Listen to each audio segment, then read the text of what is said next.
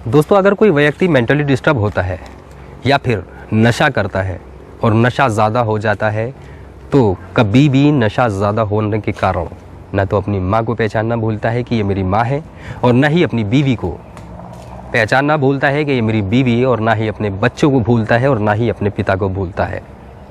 लेकिन एक वहशी हैवान दरिंदा बेटा अपनी माँ के हाथ पैर बांधता है और उसके साथ हैवानियत करता है, और जब माँ याद दिलाती है कि बेटा मैं तेरी माँ हूँ, तो इस पर वो वहशी हैवान दरिंदा बेटा अपनी माँ के मुंह में कपड़ा ठूस देता है, कपड़ा घुसा देता है और उसके साथ हैवानियत को अंजाम देता है।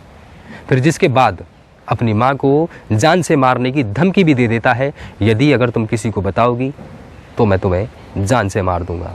आज की रिश्तों को शर्मसार कर देने वाली और हैवानियत भरी घटना को सुनने के बाद यकीनन आप गुस्से से आग बबूले हो जाएंगे। नमस्कार, आदाब, सस्ते श्री अकाल में हूँ आपके साथ याह्या खान सोज़। दोस्तों, जब कोई माँ अपने पति को खो देती है तो फिर उसके बाद अपनी औलाद को ही, अपने बेटों को ही अपने बुढ़ापे का सहारा मानने लगती है, अपने बुढ़ापे की छड़ी मानने लगती है। मैं बात कर रहा हूँ बरेली के क्षेत्र के एक गांव की, जहां पर एक परिवार रहता है, जिस परिवार में एक महिला रहती है और उसके 2 बेटे रहते हैं। एक बड़ा बेटा बरेली से बाहर काम करता है और एक छोटा बेटा किशन लाल अपनी माँ के साथ घर में ही रहता है। किशन लाल के पिता का कुछ वक्त पहले देहांत हो जाता है, फिर जिसके बाद माँ विधवा हो जाती है और अपने दोनों बेटों को अपने बुढ़ापे का सहारा मानने लगती है। लेकिन एक रोज़ ऐसा होता है कि किशन लाल घर में आता है और घर में आने के बाद अपनी माँ को दबोच लेता है, उसे पकड़ लेता है और उसके पैरों को बांधता है, उसके हाथों को बांधता है और उसके साथ हैवानियत करने की कोशिश करता है, जिस पर माँ उसे अपना रिश्ता गिनाती है, रिश्ता बताती है कि बेटा मैं तेरी माँ हूँ, मैं तेरी माँ हूँ। जिस पर यह हैवान बेटा, दरिंदा बेटा अपनी माँ के मुंह में कपड़ा घुसा देता है, कपड़ा ठूंस देता है और उसके बाद उसके साथ बलात्कार करता है। जिसके बाद बलात्कार कर देने के बाद अपनी माँ को धमकी भी देता है, यदि अगर तुम किसी को बताओगी तो मैं तुम्हारा कत्ल कर दूंगा, तुम्हारी हत्या कर दूंगा, तुम्हें जान से मार दूंगा। अब इस पर माँ चुप्पी साध लेती है और इस वक्त में माँ को सदमा इस कदर गहरा है कि वो सारी दुनिया भूल गई है और वो सोचने पर मजबूर है, आखिर मेरे साथ हुआ है तो क्या हुआ है। लेकिन माँ अपनी चुप्पी तोड़ती है, जिसके बाद वो अपने बड़े बेटे को फ़ोन करती है और सारी घटना अपने बड़े बेटे को बता देती है।